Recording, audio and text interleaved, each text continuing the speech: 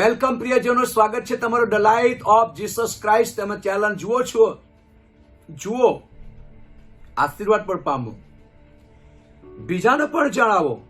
આપણે પોતે જાણીએ શીખીએ, પરંતુ બીજાને પણ જણાવીને સમજાવીને શીખવાડીએ અને બીજાઓને પણ કહીએ. આવો આપણે પ્રાર્થના કરીએ. સ્વર્ગીય જીવનના સ્વામી ઈસુ મસીહના નામમાં ફરી એકવાર અમે તારી પાસે કૃપાસની પાસે આવ્યો છે. હાલેલુયા. પ્રભુજી, પવિત્ર આત્માની પ્રેરણામાં ચાલનાર પ્રેરિતની સેવકાઈને સમજવા તમારા પવિત્ર આત્માની મદદ રહે અને તારા લોકો પવિત્ર આત્માની પ્રેરણામાં સેવકાઈ કરી શકે. પવિત્ર આત્માની મદદ ખૂબ મારે દરેકને મારી પ્રાર્થના છે. દોરોને ચલાવ મિત્ર, પવિત્ર આત્મા સાથે મળીને કામ કરીએ. ઈસુ મારા પ્રભુના નામમાં માંગુ છું. આમીન, આમીન. તો વિષયનું નામ છે પવિત્ર આત્માની પ્રેરણામાં ચાલનાર પ્રેરિતની સેવકાઈ. ફરી પાછો બોલું છું, પવિત્ર આત્માની પ્રેરણામાં ચાલનાર પ્રેરિતની સેવકાઈ. પવિત્ર આત્માની દોરવણી યા તો પ્રેરણામાં ચાલનાર પ્રેરિતોની સેવકાઈ. એટલે કે પ્રેરિત એટલે કે પવિત્ર આત્માની દોરવણીમાં ચાલનાર, પવિત્ર આત્માની દોરવણીમાં દોરનાર, જેના સંબંધી આપણે શીખીએ. અને તમે લખી લેજો. ચાલો બાઇબલને ખોલીએ. પ્રેરિતોનો કૃત્યો 8મો અધ્યાય અને 1 થી આપણે શીખતા જઈએ. હું વાંચું છું. શાઉલે તેનો ઘાત કરવાની સંમતિ આપી હતી. તે જ દહાડે યરુશાલેમની મંડળી પર ભારે સતામણી શરૂ થઈ. એટલે પ્રેરિતો સિવાય તેઓ સર્વ યહૂદિયા તથા સમરૂનના પ્રાંતોમાં વિખેરાઈ ગયા. ધાર્મિક પુરુષોએ સ્ટેફનને દાટ્યો અને તેને સારું ઘણો વિલાપ કર્યો. પણ શાઉલે મંડળી પર ભારે ત્રાસ વર્તાવ્યો. એટલે ઘેરે ઘેરથી પુરુષો તથા સ્ત્રીઓને ઘસડી લઈ જઈને બંદીખાનામાં નાખ્યા. હવે અહીંયા આપણે જોઈ શકીએ છીએ પ્રેરિતોના કૃત્યની અંદર 1 થી 7 સુધી આપણે જોઈએ. અને 7મા અધ્યાયની અંદર, 6થા અધ્યાયની અંદર આપણે જોઈએ 7 પ્રેરિતોની પસંદગી કરવામાં આવી. હવે 7 પ્રેરિતોમાંથી એક વ્યક્તિ હતો પ્રેરિત અને તે હતો સ્ટેફન. અને સ્ટેફન જ્યારે જૂના કરારની બધી બાબતો પરમેશ્વર સંબંધી, તારનાર ઈસુ સંબંધીનો પ્રચાર કરતો હતો, ત્યારે આ શાઉલ યહૂદી ધર્મનો ચુસ્ત માણસ એને વિરોધ કર્યો. સત્ય બાબતને દુષ્ટતાથી દાબવા લાગ્યો. કેટલાક વિશ્વાસીઓને ઘસડીને માર્યા, કેટલાકને બંદીખાનામાં પૂર્યા, કેટલાકના જીવ લઈ લીધા. આ શાઉલ. પરંતુ જ્યારે એ શાઉલ પર દેવનો આત્મા આવ્યો, શાઉલ પાઉલમાં બદલાઈ ગયો અને દમસ્કની અંદર તેણે ઈસુ તે જે પ્રભુ છે એવું પ્રગટ કર્યું. પરંતુ અહીં જે પહેલા જે 7 પ્રતિષ્ઠિત વ્યક્તિઓને પસંદ કરેલા, એમાંથી એક વ્યક્તિ હતો સ્ટેફન. અને સ્ટેફનને આ શાઉલે પથ્થરથી મારી નખાવ્યો, બીજાઓને ઉશ્કેરીને.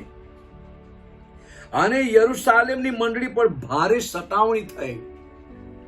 અને આવનાર સમયની અંદર મારા પ્રિય ભાઈ બહેનો, કદાચ એ સતાવણીમાંથી મારે તમારે આપણે બધા પસાર થવું પડે. પરંતુ પ્રિયજનો, એ સતાવણીની સામે દેવે પરીક્ષાની સામે છૂટકાનો માર્ગ પણ રાખ્યો છે. તો બાઇબલ કહે છે, જ્યારે શાઉલ મારફતે યરુશાલેમની મંડળી પર ભારે સતાવણી શરૂ થઈ, એટલે પ્રેરિતો સિવાય તેઓ સર્વ યહૂદિયા તથા સમરૂનના પ્રાંતોમાં વિખેરાઈ ગયા. કોણ? જે પ્રભુના સંતો, ભક્તો, વિશ્વાસીઓ હતા, પ્રભુના આત્માથી ભરપૂર હતા. સતાવણીના સમયની અંદર ચારે તરફ યહૂદિયા સમરૂનના પ્રાંતોમાં વિખેરાઈ ગયા.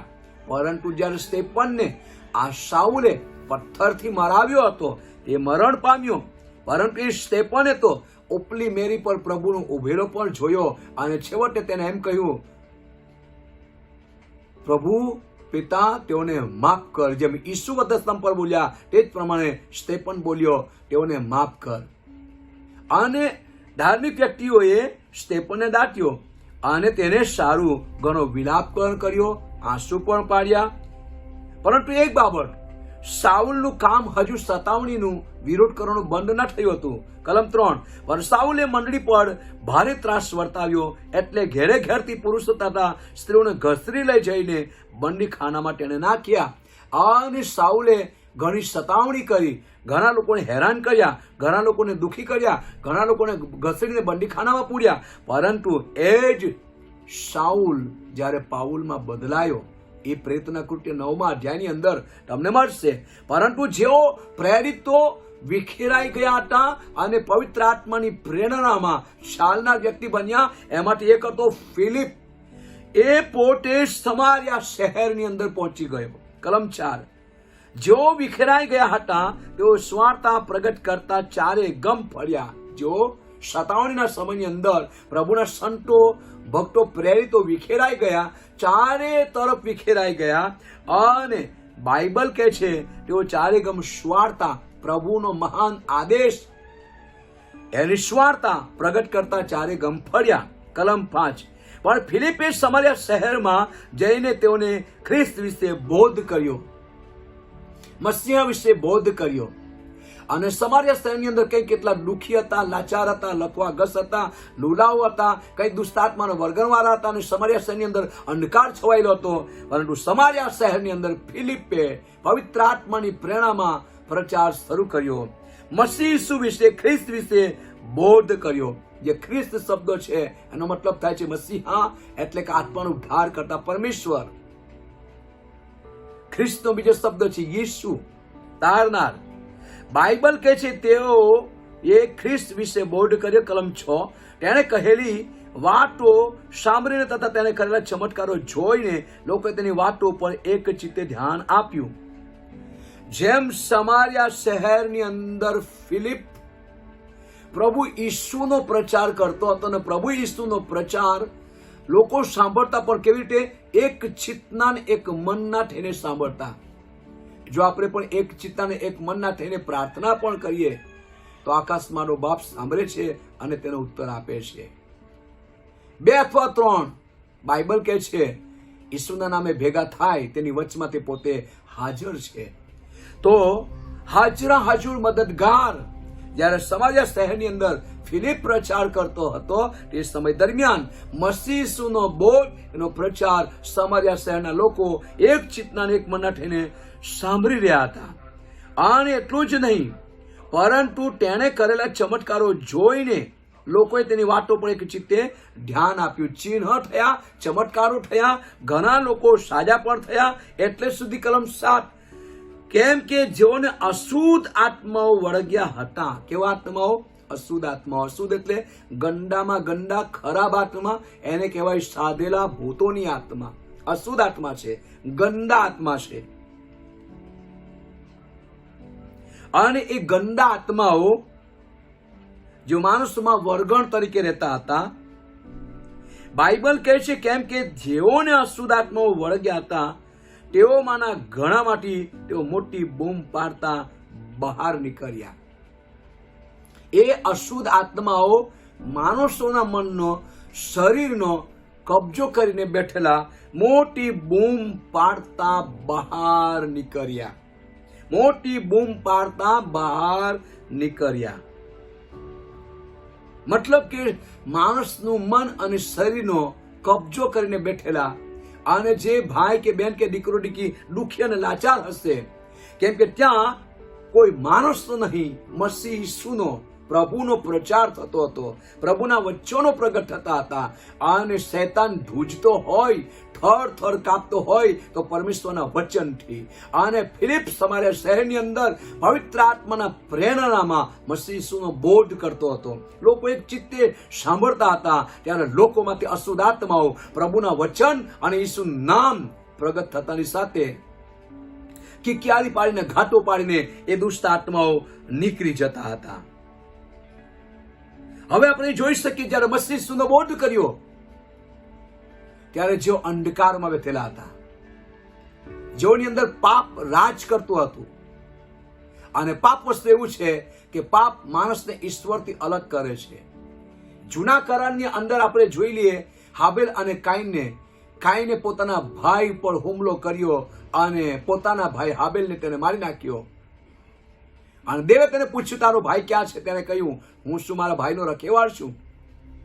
પરંતુ કાઈનને પ્રભુએ એમ પણ કહ્યું હતું, કાઈન, જો તું સારું કરે તો માન્ય નહીં થશે, સારું નહીં કરે તો પાપ તારા દરવાજે સંતાયેલું રહેશે, તારા ઉપર ધણીપણું કરશે. જરા પાપ સંબંધી પ્રેરિત ફિલિપે સમાર્યા શહેરની અંદર પ્રચાર કર્યો. એ પાપમાંથી, અંધકારમાંથી અને કેટલાક લોકો અશુદ્ધ આત્મા વળગેલા હતા એમાંથી છુટકારો પામ્યા. પાપ એ પાપ જ કહેવાય. નાનું પાપ હોય કે મોટું પાપ હોય, પાપ એ પાપ જ કહેવાય. એમાંથી લોકો બહાર નીકળ્યા. અશુદ્ધ આત્માઓ વળગ્યા હતા તેઓમાંના ઘણામાંથી તેઓ મોટી બૂમ પાડતા બહાર નીકળ્યા. અને ઘણા પક્ષઘાતીઓને પણ, લુલાઓને પણ પ્રભુના વચનોના મારફતે સાજા કરવામાં આવ્યા. એ ફિલિપે લોકોને સાજા કર્યા એમ નહીં, પ્રભુના વચને, ઈસુના નામે તેઓને સાજાપણું મળ્યું. હવે સમાર્યા શહેરની અંદર અંધકાર છવાયેલો હતો, પણ એ સમાર્યા શહેરની અંદર બહુ આનંદ છવાઈ ગયો. કેવી રીતે? આખા સમાર્યા શહેરની અંદર અશુદ્ધ આત્માઓ નીકળી ગયા, માંડાઓ સાજા થયા, લુલાઓ સાજા થયા, અંધકાર દૂર થઈ ગયો. આખા સમાર્યા શહેરની અંદર મોટી ભીડે પ્રભુના વચનો સાંભળ્યા. આખા શહેરમાં આનંદ છવાઈ ગયો. મારા પ્રિયજનો, જ્યારે મસીહનો બોર્ડ આપણે સાંભળીએ છીએ ત્યારે આપણા ગામમાં જ નહીં, આપણા ઘરમાં પણ, પરિવારમાં પણ આનંદ છવાઈ જાય છે. કેમ કે પ્રભુનું વચન બે ધારી તલવાર કરતા પણ વિશેષ તીક્ષ્ણ છે અને એ વચન આપણા આત્માનું ભોજન છે, આપણા આત્માને તાજો કરે છે. આગળ કલમ 9. પર સિમોન નામે એક માણસ તે શહેરમાં અગાઉ જાદુ કરતો હતો અને હું કોઈ મહાન વ્યક્તિ છું એમ કહીને સમૃદ્ધના લોકોને શક કરી નાખતો હતો. તેઓ નાનાથી તે મોટા સુધી સર્વ તેનું સાંભળતા. તેઓ કહેતા કે દેવની જે મહાન શક્તિ કહેવાય છે તે એ માણસ છે. તેને ઘણી મુદ્દતથી પોતાની જાદુ ક્રિયાથી તેઓને શક કરી નાખ્યા હતા. જોયું આ સમાર્યા શહેરની અંદર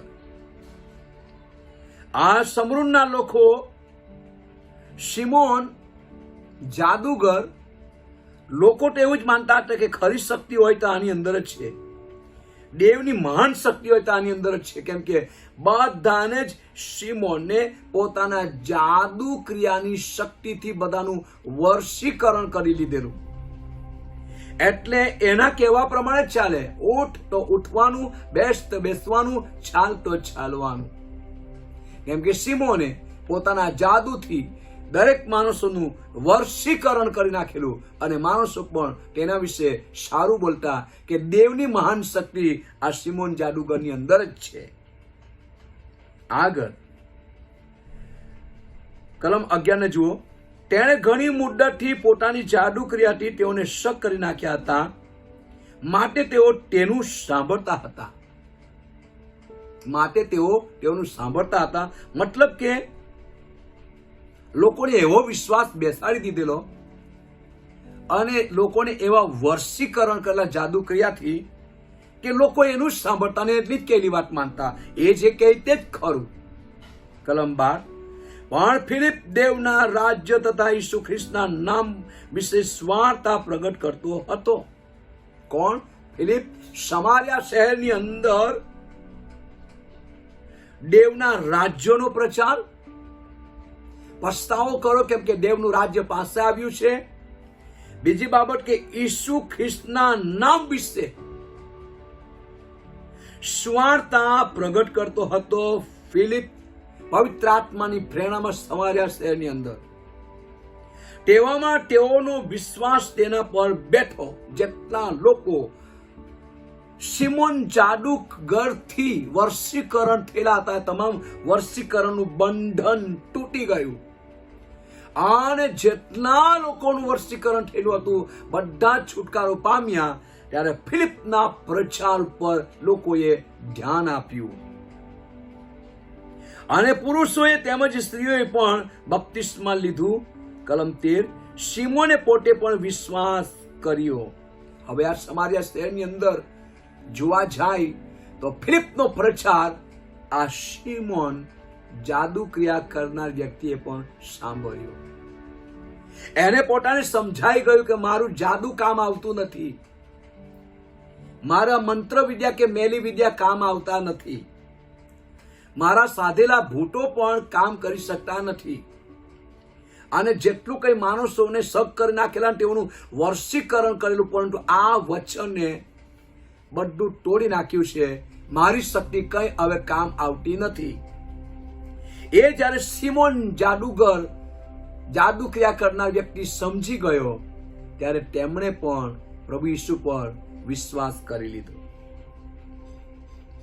માની લો કે આ મંત્ર વિદ્યા, મેલી વિદ્યાને છોડી દેવાનો પૂરો પ્રયત્ન કર્યો હશે, કેમ કે મારા કરતા મહાન શક્તિ આ જે ફિલિપ પ્રચાર કરે છે એની અંદર છે. એને લાગ્યું, માટે એને પણ જાદુ ક્રિયા કરવાનું પડતું મૂકી દીધું, મંત્ર વિદ્યા ચલાવવાનું પડતું મૂકી દીધું. બધું છોડી મૂકીને પસ્તાવો કરીને દેવ તરફ ફર્યો અને પ્રભુ પર ભરોસો કર્યો. સિમોને પોતે પણ વિશ્વાસ કર્યો અને બાપ્તિસ્મા પણ સાંકેતિક ચિહ્ન, એટલે કે પોતાના જાદુ ક્રિયાના બધા પાપ જે એની અંદર હતા એ બધા પાપ સાંકેતિક ચિહ્ન પાણીના ડૂબકીના બપ્તિસ્માના મારફતે એને દફનાવી દીધા. અને બપ્તિસ્મા પામીને ફિલિપની સાથે એ સિમોન જાદુગર પણ રહ્યો. અને ચમત્કારો તથા મોટા પરાક્રમી કામો બનતા જોઈને, એ ફિલિપનું કામ જોઈને સિમોન જાદુગર આશ્ચર્ય પામ્યો કે આવા કામ તો હું પોતે પણ કરી શક્યો નથી.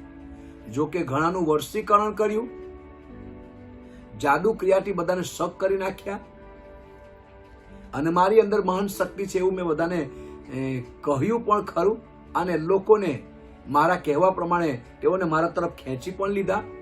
પણ આ ફિલિપ મસીહ વિશે જે બોધ કરે છે અને ચમત્કારો અને મોટા પરાક્રમી કામો એને જોયા, એ જોઈને સિમોન જાદુ ક્રિયા કરવા વાળો આશ્ચર્ય પામ્યો. મારા પ્રિય ભાઈ બહેનો, જાદુ ક્રિયા, મેલી વિદ્યા, જે ધંતર મંતર, મંત્ર ચલાવનાર તમને અનુભવ છે કે આ વ્યક્તિઓ શીખેલા કે શીખેલી છે, તેનાથી ડરવાની જરૂર નથી.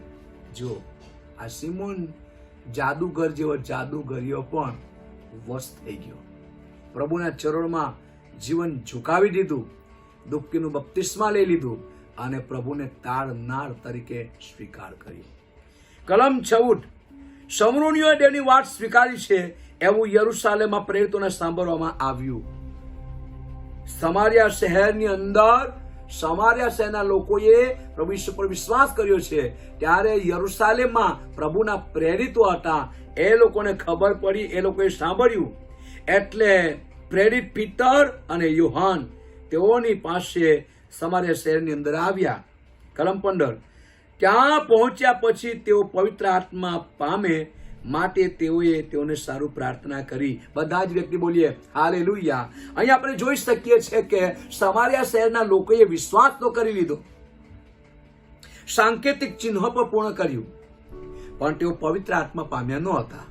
તેઓ પવિત્ર આત્મા પામે, તેઓ પવિત્ર આત્માની ભરાઈ જાય, પવિત્ર આત્માની શક્તિ તેઓને મળે, પવિત્ર આત્માનું સામર્થ્ય તેઓને મળે માટે પીટરે અને યોહાને તેઓને માટે પ્રાર્થના કરી કે આ વ્યક્તિઓએ વિશ્વાસ તો કરી લીધો છે, તેઓ પવિત્ર આત્મા પામવો જોઈએ.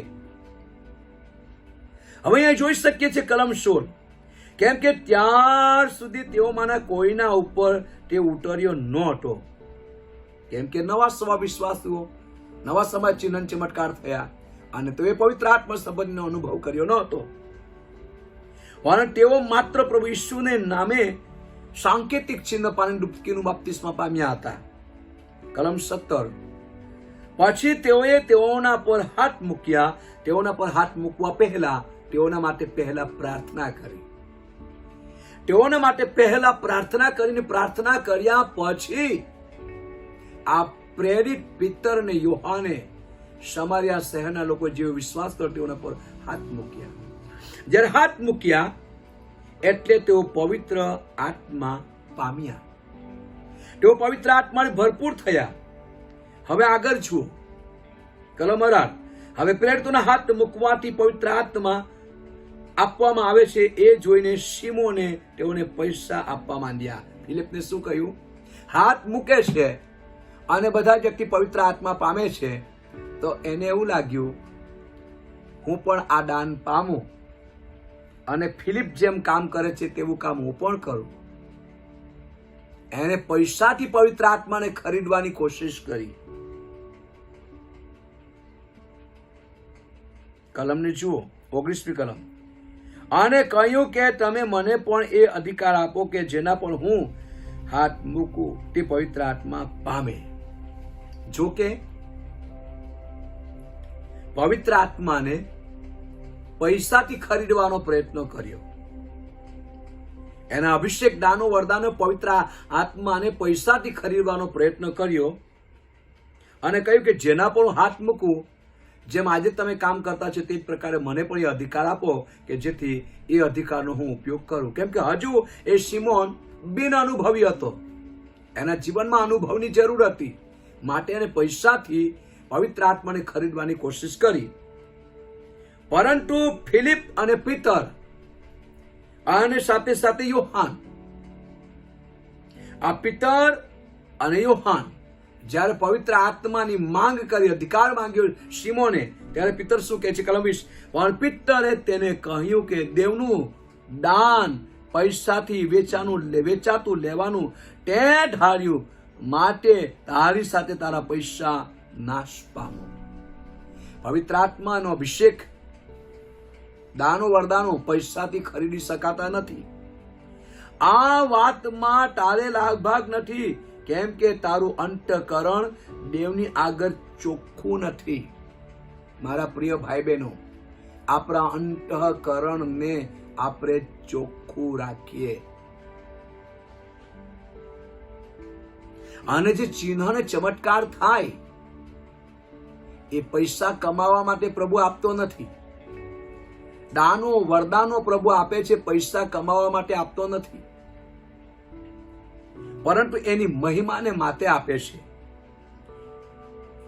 અને તેથી સિમોને કીધું તારું અંતઃકરણ હજુ ચોખ્ખું નથી, માટે તારી આ દુષ્ટતાનો પસ્તાવો કર અને પ્રભુને વિનંતી કર કે કદાચ તારા અંતઃકરણનો વિચાર તને માફ થાય. કલમ 23. કેમ કે હું જોઉં છું કે તું પિત્તની કરવાસમાં અને પાપના બંધનમાં છે. તું પિત્તની કરવાસમાં અને પાપના બંધનમાં છે. માણસના જીવનની અંદર પાપનું બંધન હોય અને બીજાઓને કરવાહટના શબ્દ બોલતા હોય, પવિત્ર આત્મા કદી તેઓને મદદ નહીં કરે અને પવિત્ર આત્મા કદી તેઓની અંદર પ્રવેશ નહીં કરે. કેમ કે પવિત્ર આત્મા બિલકુલ પવિત્ર છે. એને પવિત્રતા જોઈએ, એને સચ્ચાઈ અને ઈમાનદારી જોઈએ. કલમ 24. ત્યારે સિમોને ઉત્તર આપ્યો કે તમારી કહેલી વાતો માની કોઈ પણ મારા પર ન આવે. તમારી કહેલી વાતોમાંની કોઈ પણ મારા પર ન આવે, માટે તમે મારે સારું પ્રભુની વિનંતી કરો.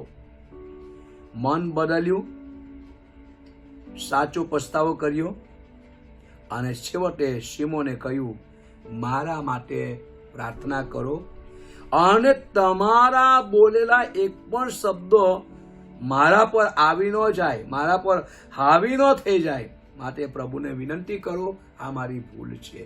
શિમોને ફરી પાછો પસ્તાવો કર્યો, મન બદલ્યું. પ્રિય ભાઈ બહેનો, આપણા જીવનોની અંદર આપણે મનને બદલીએ, સચ્ચાઈની ઈમાનદારીને સ્થાન આપીએ, પવિત્ર આત્માની પ્રેરણામાં ચાલનાર વ્યક્તિ બનીએ કે જેથી પવિત્ર આત્માની પ્રેરણામાં ચાલનાર વ્યક્તિની સેવકાઈ બહુ સામર્થ્ય છે. અને એ ફિલિપને સમાર્યા શહેરની અંદર આપણે જોઈ શકીએ છીએ. અને એ તો પવિત્ર આત્માની ભરપૂરીના મારફતે જ છે. માટે પ્રેરિતોનું કૃત્ય પહેલો અધ્યાય 8મી કલમમાં લખેલું છે, પણ પવિત્ર આત્મા તમારા પર આવશે ત્યારે તમે સામર્થ્ય પામશો અને યરુશાલેમ, આખા યહૂદીયામાં, સમૃદ્ધમાં તથા પૃથ્વીના છેડા સુધી તમે મારા સાક્ષી થશો. અને જરૂર છે કે હું અને તમે દેવના પવિત્ર આત્માથી ભરાઈ જઈએ. પ્રેરિતોનો કૃત્ય 2 અધ્યાય તેની 6 કલમ 120 અનુયાયીઓને આપણે જોઈ શકીએ છીએ. તેઓ સર્વ પવિત્ર આત્માથી ભરપૂર થયા અને આત્માએ જેમ તેઓને બોલવાની શક્તિ આપી તેમ તેઓ અન્ય ભાષાઓમાં બોલવા લાગ્યા. અને આજ પ્રેરિતો શતાવણીના સમયની અંદર પવિત્ર આત્માથી ભરપૂર થઈ ગયેલા છતાં પણ પ્રભુ ઈસુનો બોધ અને એનો મહાન આદેશને પકડી રાખીને ચારે ગમ તેઓ વિખેરાઈને સેવકાઈ કરતા રહ્યા. આપણા જીવનોની અંદર પ્રિયજનો ઉત્પત્તિથી એ મલાકી સુધીને માટીથી પ્રતિકરણ સુધીના વચનનો અનુભવ આપણે કરવો જોઈએ. પવિત્ર આત્મા આપણને બધું શીખવાડશે. બોલો હાલેલુયા. ઈસુ બીજો કોઈ નહીં, મરણ પામ્યો દતાને પાછો ઉઠ્યો, આજે પણ જીવતો છે ને પવિત્ર આત્મા આપણી મધ્યમાં છે. પવિત્ર આત્માને પહેલું સ્થાન આપીએ.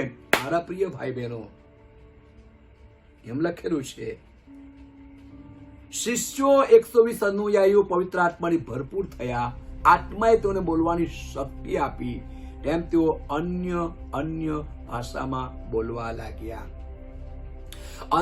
અન્ય ભાષા એ સાંસારિક ગંદકીથી બચવાનું માધ્યમ છે. અન્ય ભાષા આપણા વિશ્વાસને વધારે છે. અન્ય ભાષા બોલવાથી આપણી ઉન્નતિ થાય છે.